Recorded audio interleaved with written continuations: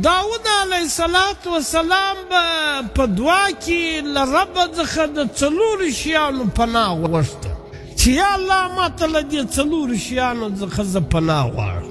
یو داسې اولاد چې هغه پر ما باندې حکومت کوي، هغه پر ما باندې باچهي کوي، داسې اولاد چې پر ما باندې حکمرانی کوي.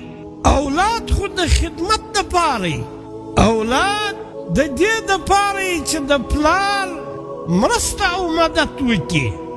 او داود علیه السلام به فرمایل چې یا الله زه پناه غواړم له داسې اولاده څخه چې زما د معاونت بجای پر ما باندې حکمرانی کوي، پر ما باندې حکومت کوي.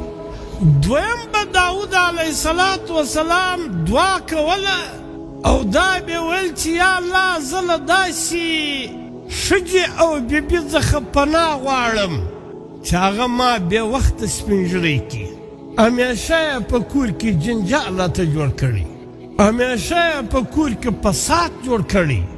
له داسې ښځې څخه زه پناه غواړم چې هغه ما بې وخته سپینږیری کړي، ما ته مشکلات او مصیبت پیدا کوي. یا الله زه له داسې بیبي څخه پناه غواړم.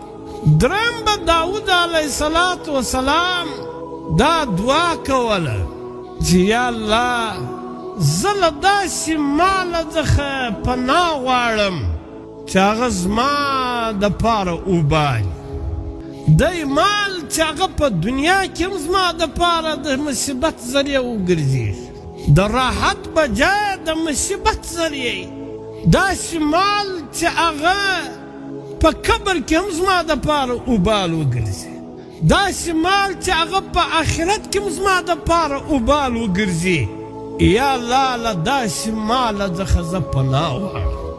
څلورم به داود علیه السلام دعا غوښته چې یا الله زه له داسې امسایه څخه پناه غواړم، کوم امسایه چې په ما کې خوبي وویني، ښوالی وویني، زما ښه صفتونه پټوي او زما خامیانې او زما کمزوري دا بیانوي.